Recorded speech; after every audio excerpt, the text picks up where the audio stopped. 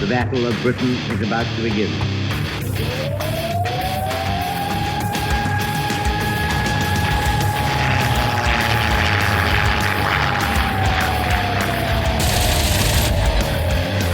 Christ, we got tanks up there.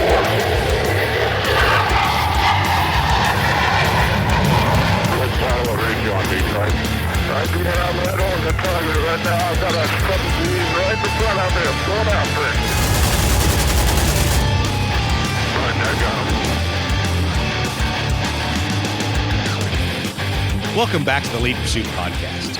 Tonight, we're going to give it another go and get another rant from Steve. You know, Steve, the shy, retiring teacher from Pennsylvania, a state where everyone is loved and accepted, right, Steve? Yeah, I will let you know that I actually got out a book to make sure I was prepared for this podcast. You studied? No, say it isn't so. Well, you know, I know everyone's going to be disappointed because tonight we don't have Casey on, which means there's no furry report. But we do have Brett.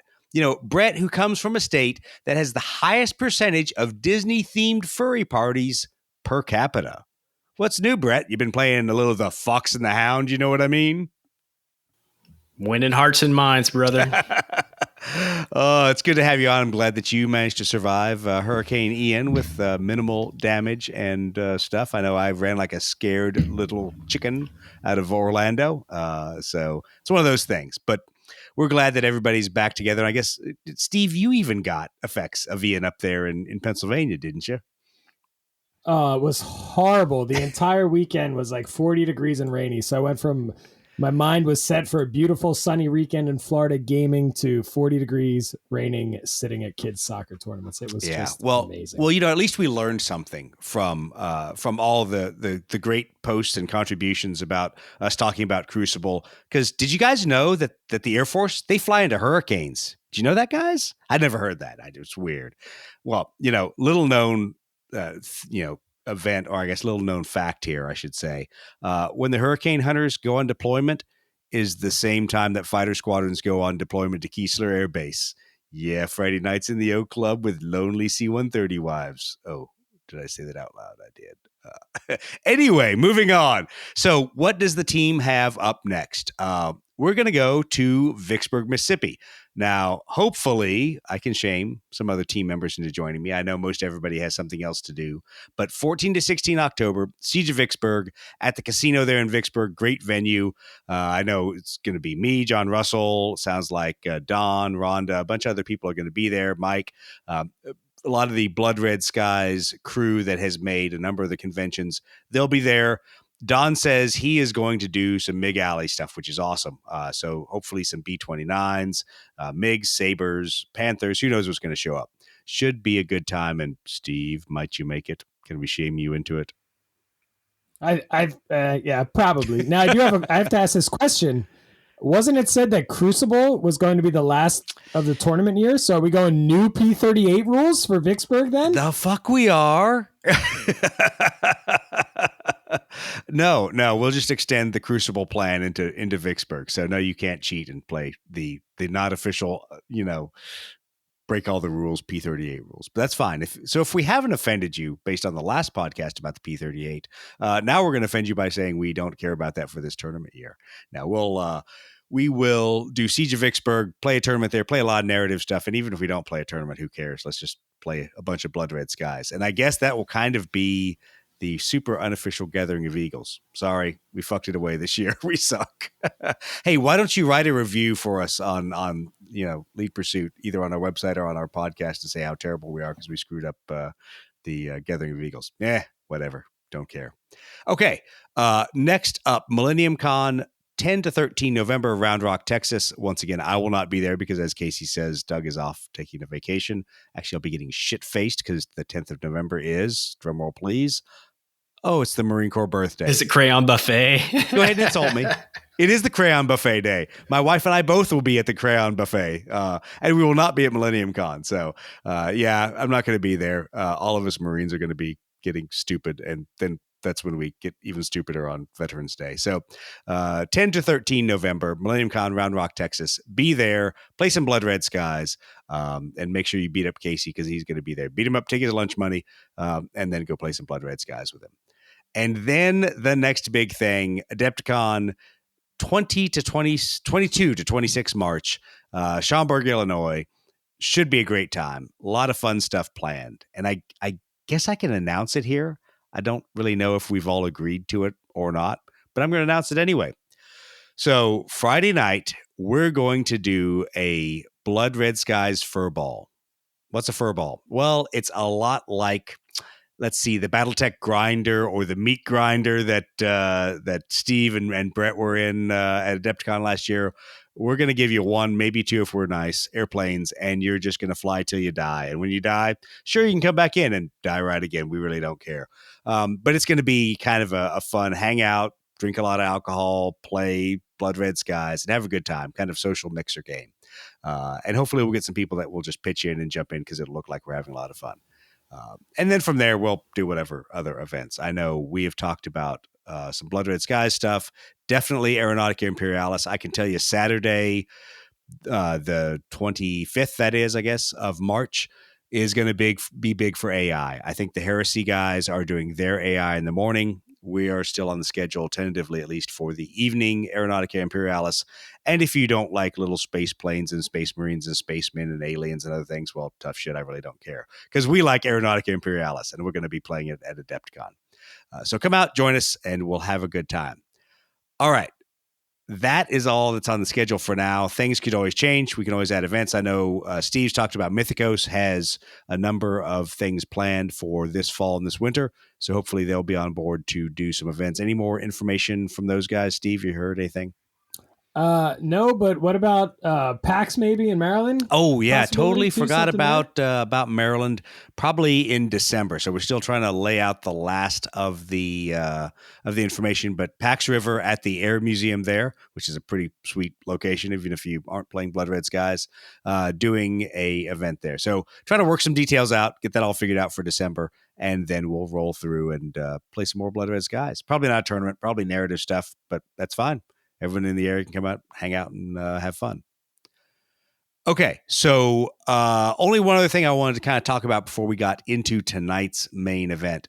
For those of you that are interested in Blood Red Skies, but go, hey, Lead Pursuit, you slack fuckers, why have you not done a playthrough yet? Well, it's because we suck, as you know.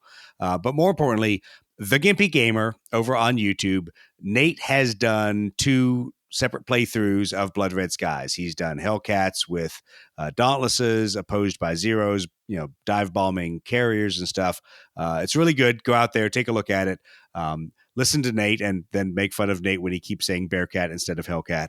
But they're really good playthroughs, and he walks you through a lot of the rules, a lot of the considerations. So if you're new to Blood Red Skies, or if you're curious about Blood Red Skies, I really got to recommend those 2 because they involve the new starter set. They're not the old Battle of Britain set. They're the new scenarios and the airstrike rules, not the old starter set rules. So it's the latest and greatest and up to date. And Nate, always does a good job breaking down the rules into what makes sense, and then where your points of confusion are. So really happy that he did that playthrough and got those 2 playthroughs and got that info out there. All right, well, let's move on. So let's talk about the controversy in the Ready Room, because, Lead Pursuit likes stirring the pot, and we really don't give a fuck. So, right, Steve? Are we worried about hurting feelings at Lead Pursuit? What are feelings? Feelings? What are those things you speak of? Yeah, what are feelings? My feeling was hurt. Don't we have a meme that says something like, show us on this stall where LPP hurt you? Yeah, pretty much. Yeah, it's that and the hurt feelings report. Please describe exactly how Lead Pursuit hurts your feelings. Yeah, so we don't care. So we're gonna talk about a pretty controversial discussion.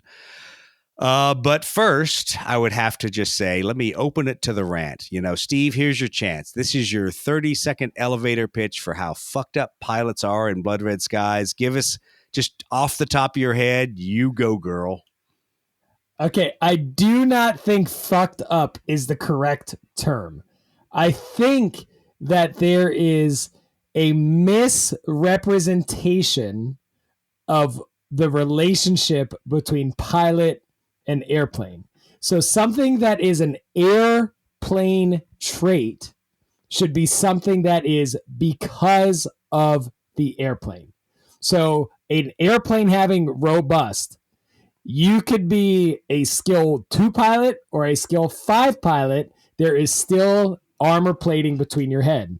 An airplane like the Zero, you could be Saburo Sakai or Sushi Suzuki, and if a bullet hits your fuel tank, you explode. It is totally irrelevant on the pilot trait. And when you start to put traits on airplanes that are dependent on how the pilot behaves in that airplane, it is not accurately represented across all aircraft the same way. Mr. Cantor has a question. Please recognize the delegate for Florida. I'm guessing this is maybe inspired from our conversation last episode about stuff with the P-38, right? And was it Rough Ride or something? We were talking about compressibility issues. And I think you made the comment in that episode that once pilots got used to that fact, that they kind of trained out of that negative trait, if you will. Is that where this is coming from? Well, I think that idea of training a pilot out of a behavior and then you not being able to call that a characteristic of the airframe is 100% valid. And just based on the time frame that we're talking about in World War II, right, in the late 30s and 40s, where airplanes were still very new on the evolutionary spectrum of the airplane, right? Every single airplane that was developed had what I wouldn't even call them negative traits. I would call them quirks that if you were going I would to fly call them that the airplane, laws of physics. yeah, the laws of physics. You needed to know that that would happen. And I think it's amazing how quickly, if somebody tells you, if you do this, you will die, it doesn't take you months of training to not do that behavior. Yeah, it's weird. That's something that's been written in at least U.S. military aviation, because as I was talking with Mark Barker, one of the funny things was reading the Air Force technical orders. They read exactly the same today. I mean, like there's the wording and the way they say things that is basically, do not exceed this or you will have catastrophic structural failure and you will die. You know, it literally is the same kind of wording, and people actually pay attention to that. It's weird. You brief somebody on that and you say, you know what? If in a dive you exceed 350 knots, you're not going to have any control authority and you're going to become a smoking hole.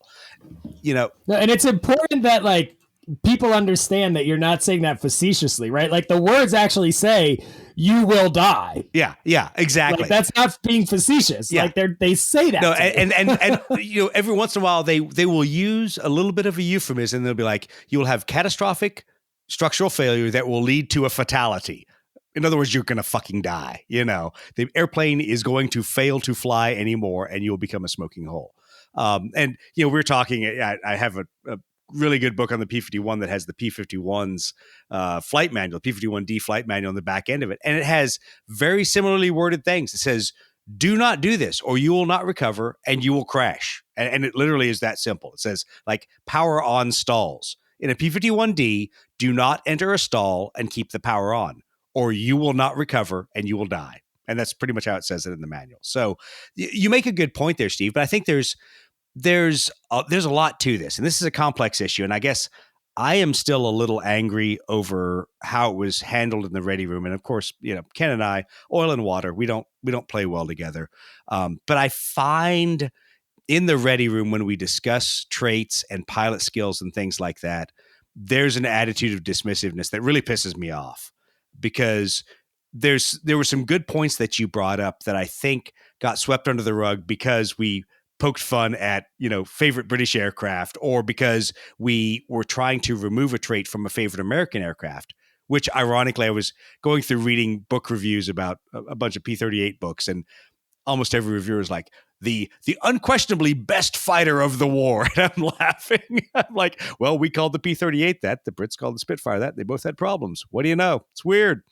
Well, the issue is it always becomes my knowledge dick is bigger than It is. your. It totally knowledge is. It is dick, totally right? well, and that's what always makes me angriest about it is it's never dealing in reality. It's dealing in what anecdotes or what Wikipedia posts can we base this on that call it out rather than the reality. And the frustration I have is just like you said, it's very straightforward to attempt to train a behavior out of pilots.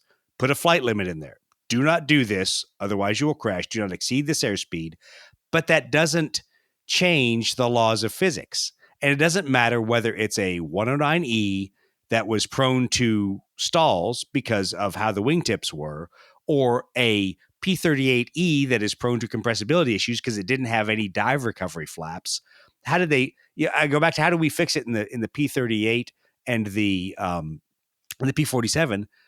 P-38E and the early P-47s had that compressibility problem. So in later models, we put dive flaps. So when you fucked it away and you got past that speed, you hit the dive flaps. And what do? They created drag. They slowed you down. They pulled you out of that flight regime. But that's one of those things that it was an aircraft fix that was a last resort if the pilot fix didn't work. And the main point was just don't fly in a part of the flight envelope that'll kill you. Yes, sir, Mr. Cantor from Florida. Just to clarify, you guys aren't griping on the fundamental mechanics of the game system so much as the thought process that might hold potentially apply new stuff. I am. Okay. I have a fundamental bitch about how pilot skill is done in the game. And I think Steve hit on it, and we'll talk about it a little bit later. But the bigger problem is that there are traits given to airplanes that rely on your pilot skill to execute them, not inherent in the airframe, such as no stalling is a great example. No stalling is the classic example to me in the Zero. The Zero had amazing slow speed maneuverability. The Zero can also obey the laws of physics and enter an adverse yaw stall like any other airplane if it is flown to the wrong part of the regime. Now, so what does that mean? It means that a young pilot skill, whatever, 1, 0, whatever we're going to call these people that aren't, trained pilots, one of those guys could crash, and they did. It was not a forgiving airplane. People who say the Zero was a forgiving airplane don't understand how the Japanese were trained, and they don't understand how the aircraft was actually built to fly. It was a great slow speed fighter, but it also obeyed the laws of physics, and it would flip over on top of you and kill you if you flew it too slow. So there's things like that I agree, Steve. I think the game gives traits like tight turn, no stalling, great climb even, to be honest. I mean, because just having an airplane with a lot of power doesn't mean you know how to fly a profile that allows you to outclimb your enemies. Because we can all jam the throttle in the corner and park the nose high, and it doesn't mean you're going to outclimb your enemy. I mean, there are specific flight attitudes that, for those of you who aren't pilots like Ken, that means the number of degrees above the horizon that your aircraft is. So there are specific flight attitudes that are your optimum climb rates. And so if people don't understand that, they don't understand that, some knucklehead new 109 pilot could jam the throttle in a corner and pull up the nose and stall the airplane immediately. And it would not outclimb a Spitfire. It would fall into a spin. But I think that's also to the second part of your point, which we've batted around, which is there a pilot skill for untrained pilot? Because pilot skill 2 certainly isn't untrained. Yeah, and that would be kind of like my thing, right? Is there has to be a baseline established for the minimum pilot level when you're statting these planes, right? So like the stats of a plane themselves would be influenced by the pilot. Like if you gave me the keys to a P-51 today and said, go to the airport, the P-51 that I am in would have an agility of 0 and a speed of 0 because I wouldn't be able to get it started, right? So there is, when you put stats on that plane, we have already made the assumption that the pilot, every pilot that flies it can accomplish that baseline statistic. Right. And I think that is a misnomer, not something to be fixed easily. I'm not saying this is a easy change to the mechanics of Blood Red Skies, but it's something to understand that a pilot skill 5 individual would employ tight turn differently than a pilot skill 2 individual, or great climb, or great dive. And even I would laugh that a heavy airplane like a P-38, a heavy, overpowered, high-altitude airplane, literally should have great dive if the pilot is skilled enough to understand his flight regime. Because that thing will come down like a raped ape out of altitude. But you have to know how to not exceed your max speed while doing it. So I think there's a point where it's not an easy fix. It's kind of a grognard level fix in some ways. So I hate I mean, like you don't get the trait unless you're like pilot skill 3 or greater or something like that. Or that there's grades of it, you know, and I think this is still one of the limitations in 2-trait airplanes is you don't get to mix it for how you want your pilot to employ the plane that day or for what their skill. Oh, that's a neat idea. Think about this. I mean, just kind of brainstorming here, but let's say you have a 2-trait. You're going to create a whole new game, aren't you? No, I'm just, thinking off the top of my head. So let's say you have a 2-trait aircraft. Let's start with that. Maybe you only have the option of using 2 traits if you're pilot skill 3 or greater. I mean, right. I don't know if that. Yeah, no, that's to follow your example. Yeah, that's a great lead from that example, or that there's certain gates to certain traits that there would be an assumption that, and that would kind of be broken down by the airplane. Sure, you would get robust no matter what your pilot skill is, and then you might get tight turn once you get to pilot skill 3, pilot skill 4. So then you'd have a choice to say, is this the kind of airplane that your average pilot can employ in a tight turn regime? It's always going to be robust, or is this? And I'll use the Spitfire, and I'll probably piss all of my British friends off. But to me, the Spitfire is one of those airplanes that if we said, all right, let's give it 2 traits, and one of them being tight turn, then I'd say, okay, tight turn is probably a pilot skill 3 kind of thing. Your average guys that are an average, 100 some odd hour pilot that have survived that long, they'll be able to employ it that way. But not your pilot skill 2 guys, not the guy who's finished all of his training. He's still figuring it the F out. But it's obviously Spitfire is a single trait airplane in that sense. So, I saw Ben Affleck crash that thing right into the water, and then Matt Damon or whoever get to do his girl. Well, so I was about to say floats well is not a trait. So doesn't Spitfire deserve rough ride? Oh wait, too soon. Too soon? I jump ahead. Well, you're going to totally jump ahead there, so I'm going to ignore that one. But there's a point that certain airplanes are super maneuverable and super deadly and are super unforgiving. So in a sense, I'd say like a 109E ought to be rough ride for a pilot skill 2, but is absolutely great climb for a pilot skill 3 and above. But the problem is you get slow in a 109E, you put any side slip. And for those of you who have not flown, any side slip means you turn and you look to the left and you don't even think about it, but you're stepping on the left rudder. It's called side slip. Yep. And you're going to flip right over. How do I know? Plenty of my friends have done that. Some have actually died doing that. But anyway, side note, no one cares because apparently I know too much as an aviator. I'm too close. But the point being that 109 pilots got themselves into trouble just thinking about side slip. So that was something that as an experienced pilot, they learned to, when they were flying that thing very hands-on, to say, I am not going to be touching the rudders as I'm in this loaded turn. But anyway, I digress. So part of the discussion, though, Steve, I think you hit on it, was that even beyond there being gates for things like that we shouldn't be assigning traits to airplanes that require a level of skill to achieve.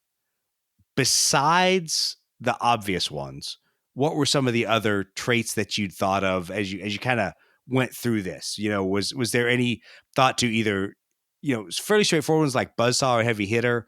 Do you? I even think agile, like when we're talking about twin engine aircraft, right? Like, and that's a great point. Is that a lot of these twin engine aircraft you look at, and I'll use Warby Warburton, who has an ace card we really haven't published yet. Maybe I'll go have my Chinese friends print that one off. But there's a guy that got a lot of kills in a reconnaissance aircraft, and so obviously he understood how to perform that aircraft. So for him, those twin engine aircraft were agile. He had a kind of a rough start as a pilot too. I mean, if you read the history. Yeah. Well, yeah, exactly. And so it's to me, that's a good example of that. An individual who made a lot of mistakes, learned from his mistakes, but then also made some of those aircraft super deadly that shouldn't have been deadly. The Maryland should not be thought of as an airplane that gets 5 kills. But when you know what you're doing and you perform the aircraft to the edge of the envelope, then it can be you can actually get those kills. So I think poor quality is another one that should probably be on almost like every aircraft in the 1930s and 40s, right? Because when you think about what poor quality does to the game, poor quality affects the way you start the game. So basically Exactly. affects the way your aircraft, and not just your aircraft, affects the way your squadron is entering combat, right? Well, exactly. So how many 109s got effed up on takeoff? Well, how many, yes. Spitfires To got me, effed up on takeoff? How many? There's a lot of reasons you can show up not at a full advantage state. And this is a discussion we're going to have throughout this whole episode is what does advantage mean? Advantage is super nebulous for good reason. Andy defined it to be that way, but it's all of those things of energy and speed and altitude and situational awareness all rolled together. But there's a lot of ways you can show up in a battle with less advantage, and poor quality is a good cover for a lot of those, whether it's like the Italians with no radios in the airplane or, a lack of turbochargers in certain airplanes so they couldn't climb higher and faster. And once they saw the enemy, they couldn't ramp up to altitude. I always think of that P-39. Yeah.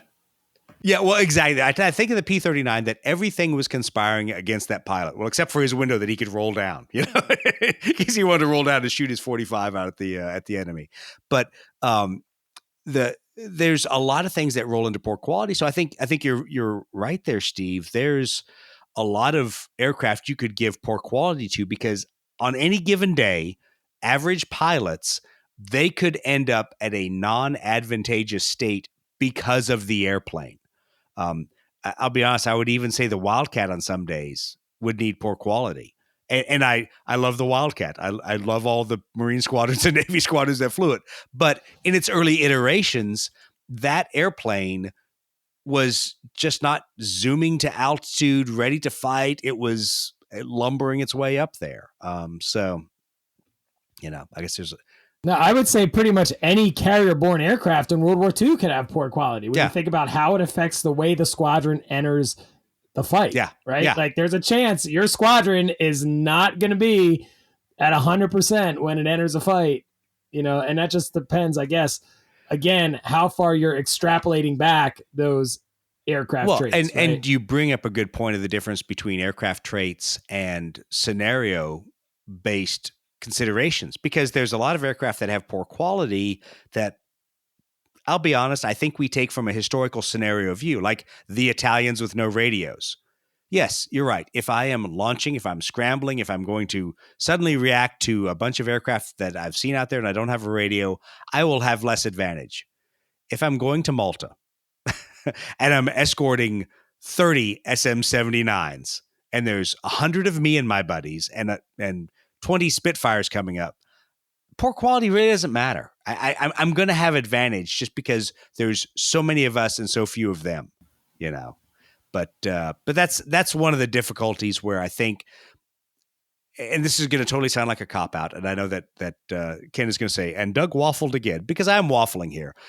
It is just a game, and it is a super simplified game. So I'm glad for it to be simplified, but it is super frustrating when you see how things just aren't tied to the pilot. They're tied to the airframe, but you have to have a good pilot to do those things.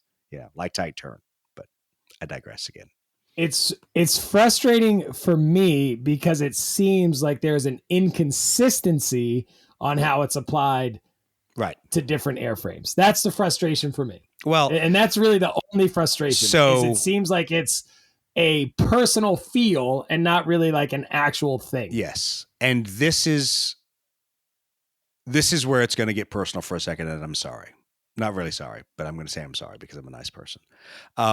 There's an element of gatekeeping going on in the ready room, and it's fucked up. And it's fucked up because the gatekeeping that goes on is even when somebody brings demonstrative laws of physics evidence to something, the crowd that stats the airplanes for Andy will dismiss it out of hand. And quite frankly, guys, that's fucked up. And there's no other way to say it. And that's gatekeeping. And whether you're the kind of person that believes gatekeeping only happens when women are not allowed to play Dungeons and Dragons because all the dudes want to hang out together and talk about girls in armor with big boobs, it's still gatekeeping, because what you're doing is you are taking people that have brought a valid response to something that's wrong in the game, and you are locking them out of it. So go fuck yourselves. But the reality is that I get it. And I'm going to say it's going to sound super condescending, but I'm not saying it to be condescending. I'm saying it because it's a reality. Ken Nat has never put another airplane in his sights in real life. He has never felt 3.5 G's on his body as he is looking at another airplane. He doesn't understand the difference in how aircraft visibility and aircraft cockpits are configured. So when people say things like, oh yeah, rough ride, 3.5 G's. Yeah, there's no way that that's going to make it difficult. No pilot who knew what he was doing was going to be in that situation in a P-38.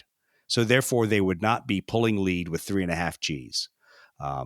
There's a whole nother side discussion about rough ride. So let's open that can of worms now, since I've already kind of kicked that over. So let's talk about rough ride. Rough ride, we have beat up in the last episode because it covers two different parts of the flight envelope.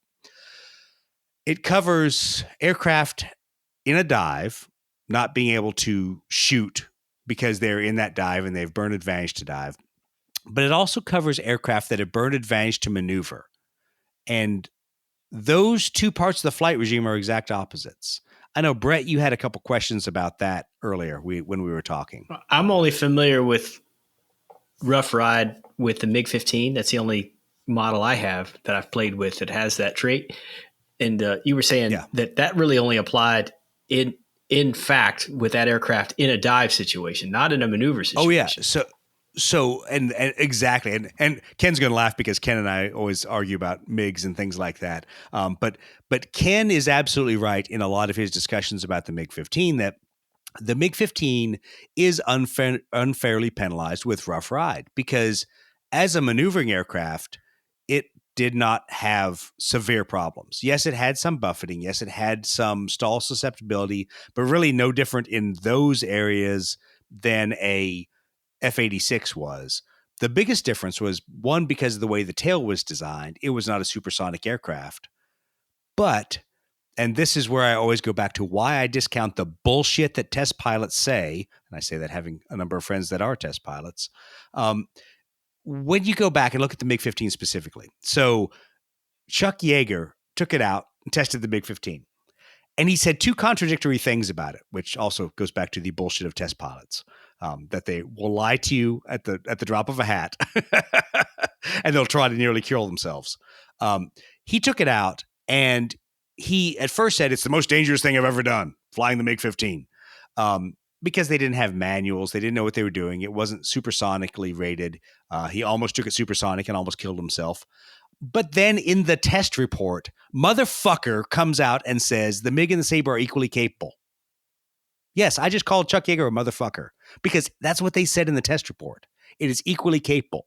How can it both be the most dangerous thing he's done and the aircraft is equally capable?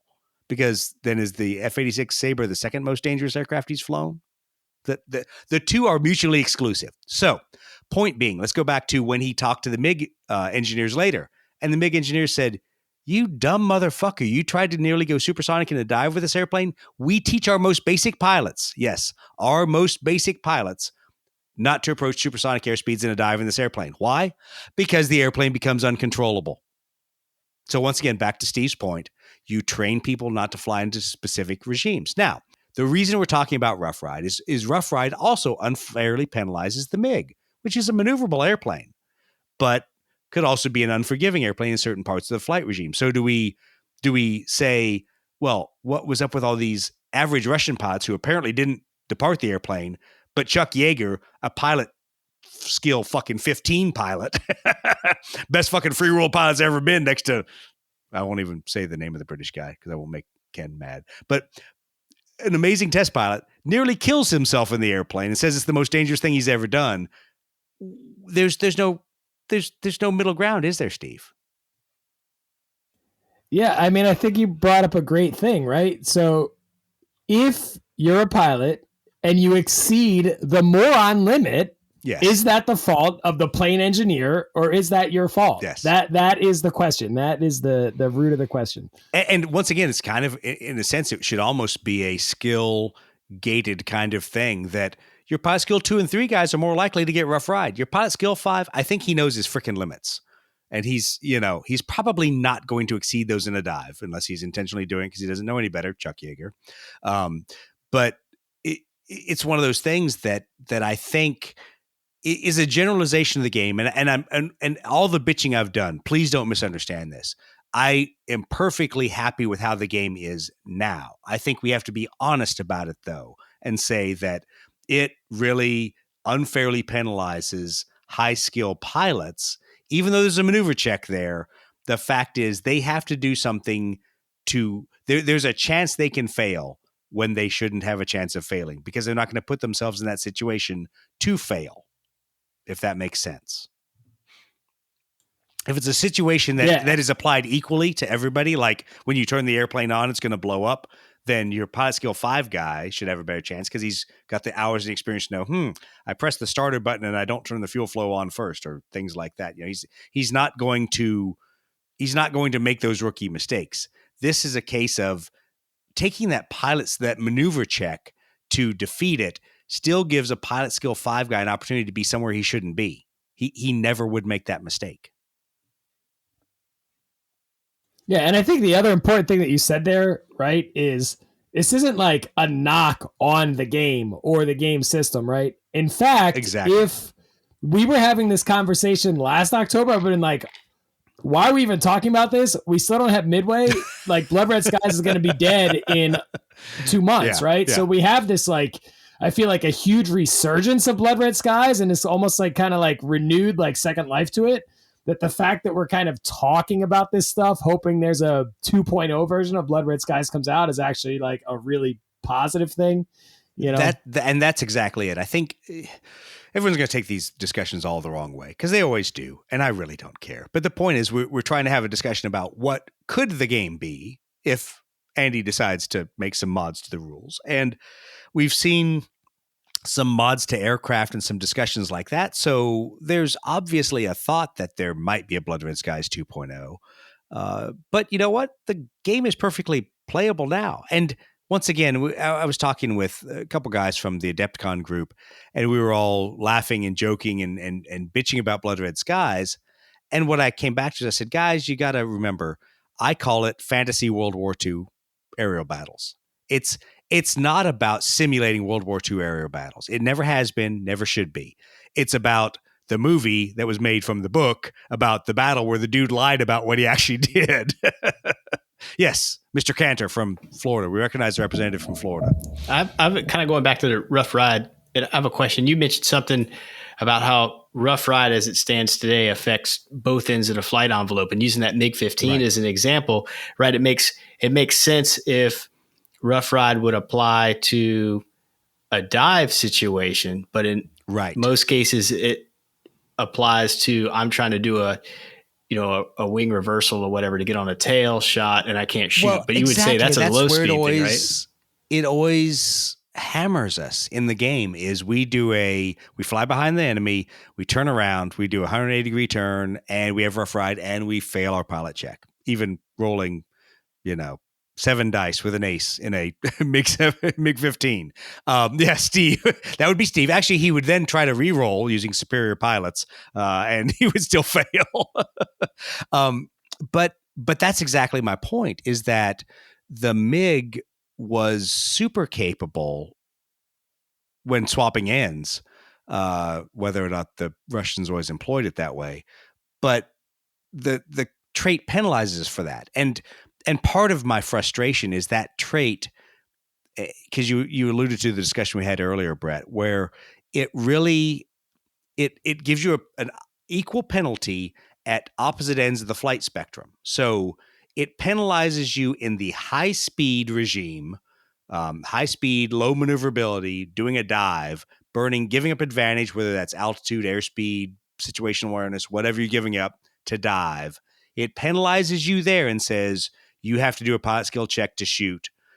And at the same time, it penalizes on the exact opposite end of the spectrum of the entire envelope of flight.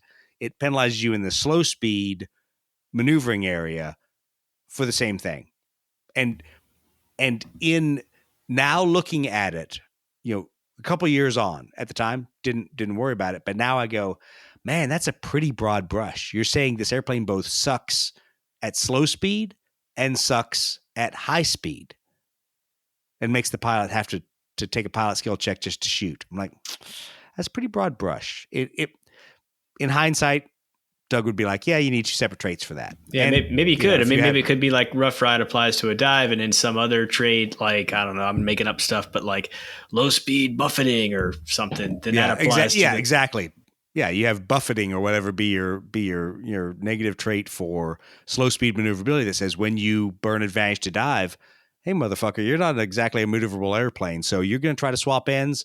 Good luck. You might depart controlled flight, or you might you might not be able to take the gunshot, which I think, like we talked about last time, it actually, not telling anyone how they have to create version 2.0 of the game, but it opens up, there's a different penalty in there. I mean, the penalty for doing something and losing a level of advantage, I think, is actually more quote unquote realistic than a pilot skill check to shoot.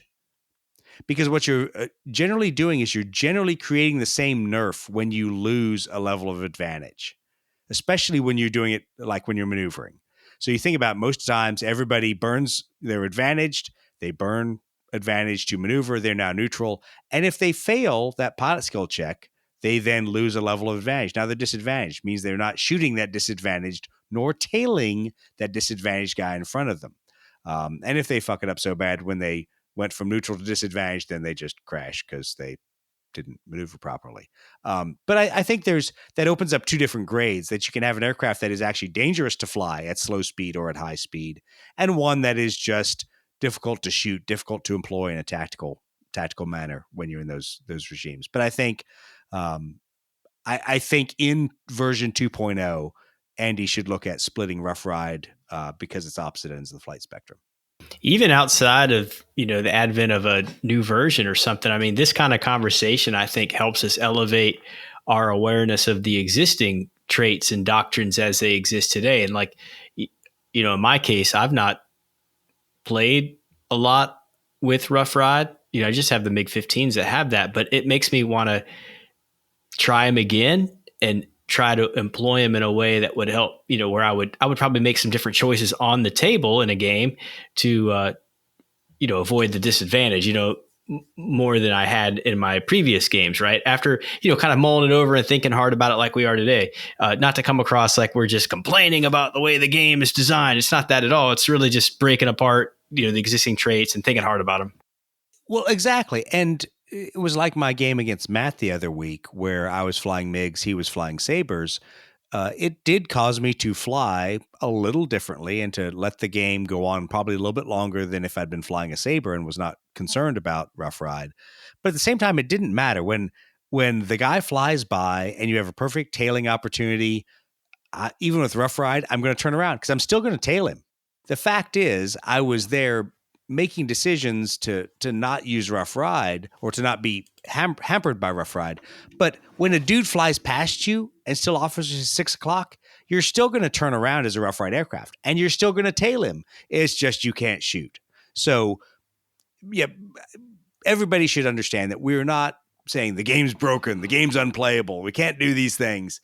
But in a perfect world, these are things we would change and things we would rewrite to both give the game more depth, but to also make it reflect a little bit better the actual performance characteristics of those aircraft.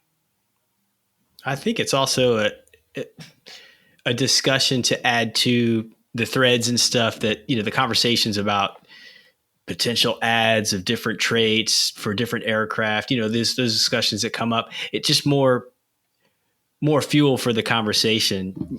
Yeah, and I think the conversation's good. And I guess that's what always makes me angriest about some of the discussion is that I think we should welcome the discussion, knowing that nothing's going to change, that what is written in the rules is going to stick in the rules until version 2.0. But it all the discussion arms Andy with the information he needs to, when there is a version 2.0 of the game, make any choices for rules or traits or how things are done instead of just staying with status quo. The biggest thing that I'm actually concerned about is that you just said Rough Ride made your game with Matt go longer than it should have. So when his wife kills him, that's on Andy. That's on Andy. Is spoiling his conscience. Yeah, exactly. Because he I got to give him credit. He was keeping track of time the whole way. And he looked at me, he's like, hey, we need to go downstairs. We need to go look at what miniatures for sale because I got to leave in like 10 minutes. So I think I still kept him late. I'm a bad person, but whatever. I'll go to hell for it. All right, guys. What other hot button topics do we have? No, I think just to reiterate, like you said, right? I mean, the fact that we're even discussing the next rule revisions of this game after what was really, really, I would call like the dark days of Blood Red Skies, like a year ago. Post pandemic. Well, it is, I mean, it's huge. I'm going to be negative Nelly and say I'm not sure we're out of the dark yet. I will feel better when I see the Italians come out. I know that sounds really self-serving and saying that I want a specific faction, Air Force, whatever, to come out. But there's just some stuff that I know Warlord has had on the production slate for a long time, and I'm super appreciative that they're getting rid of the metal models. I'm happy myself when a bunch of Resin Corsairs showed up, but I think part of me is a little guarded, and until I see truly new releases or a compendium book coming out this fall, next winter, whatever, then I'll feel like, okay, we're making progress. Because I think Andy's done a lot to keep the momentum up, but there's a lot of inertia when you have a company as big as Warlord that when it's printing bolt action stuff, it's like printing money. When you're printing epic scale Civil War and Napoleonics, it's like printing money. When you're trying to get something done for Blood Red Skies, a fairly niche game, sometimes it's pulling hen's teeth to get those releases done. So, but hopefully that stuff will come out this, I'm going to guess Italians in January. That's probably optimistic, but I'm going to guess somewhere between January and March, somewhere in that quarter, Italians hopefully will roll out because the models are done, cards are done, aces are done. They just have to be produced. So it all depends on how they can get the rest of the reprints and the rest of the reboxing done. Which, side note for everybody who doesn't watch our videos on YouTube, the reboxes of a lot of the fighters are coming out in the smaller, midway sized boxes. So what do I mean by that? Like the boxes that the Dauntlesses and Devastators came in, the Vals and the Kate came in. I just got a bunch of P40s and they were all in the smaller boxes. So that's a good thing because you don't feel like you have this extremely huge box for 6 airplanes.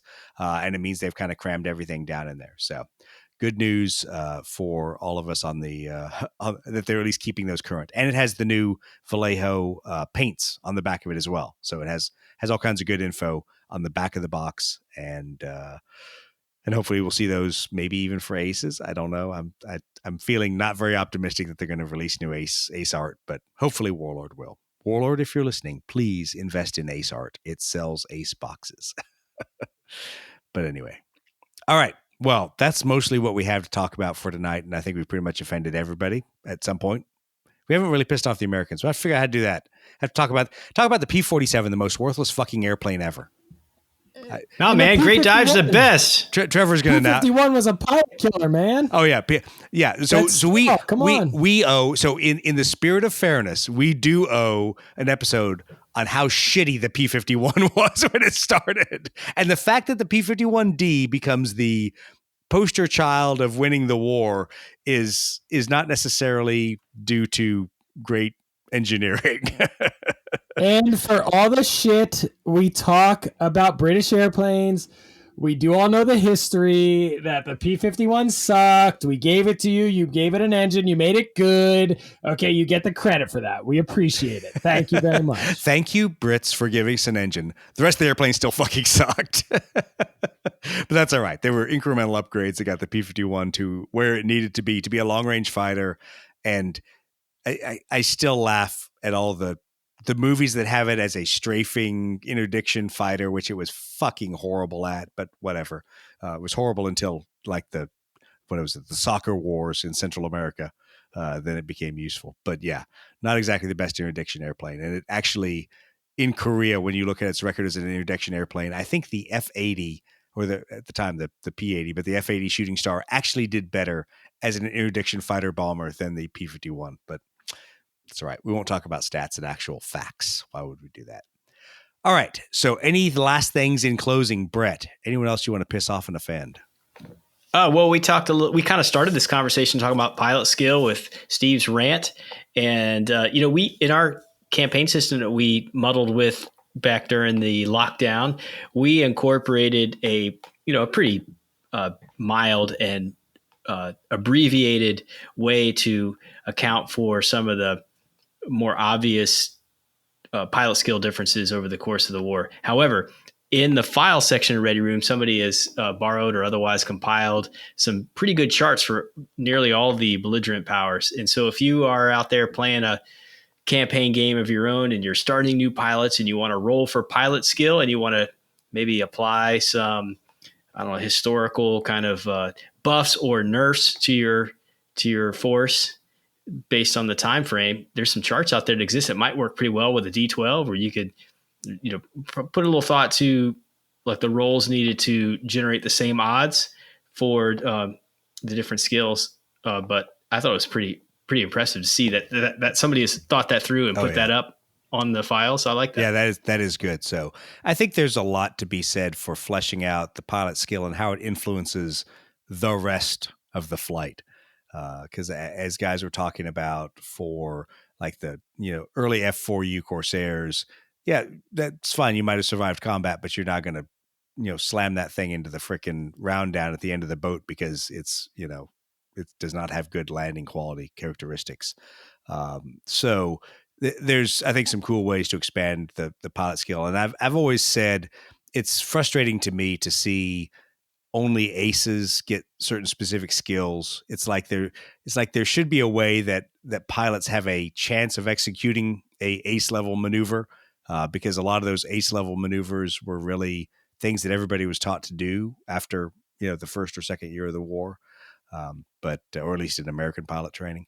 But it's one of those frustrating things that you feel like your pilot skill 2, 3, 4s are kind of, faceless, nameless individuals that have no impact on the battle other than just bringing whatever their pilot skill is. Well, Steve, any last minute thoughts from you? Want to piss anyone else off? No, I mean, again, just I think just to take it as, hey, it's conversation about the game, right? Kind of like the way that a bunch of guys get together and stereotypically at the bar, they talk about the old ball and chain. It doesn't mean that you like hate your wife and never want to see her again, right? Exactly. It's just like conversation. So take it as conversation and not that it's like damnation of the Blood Red Skies game system would be my advice to everybody. Yeah. And that's what we want. We want spirited, free discussion without gatekeeping, without people being, being pushed off as not having done the research, whatever, that a lot of times we hear. We want to have those free and open discussions. And I think that's what makes the game better. And more importantly, whether the game changes or not, it gets you in the books and studying and reading history and finding out about how aircraft actually performed, not what you see in all the movies, which is nothing like how airplanes fly. I don't know. It's just exactly like Top Gun. Let me tell you, 20 years flying the F-18, just like Top Gun Maverick. Not at all. All right, guys. Well, thank you very much. Appreciate your time. And thank you to everyone who's listening. Please like and review the podcast. Please go out and subscribe to us on YouTube. Please leave us reviews on iTunes, on Google, on all those places. And also, please, on social media, go out there and give us a piece of your mind. Tell us how fucked up we are or what wonderful individuals we are and that we hit all the right issues and discussed them in thoroughly enough depth. But please give us that feedback because we will talk about the topics you want. Otherwise, we're stuck with Steve's rants for the next couple episodes.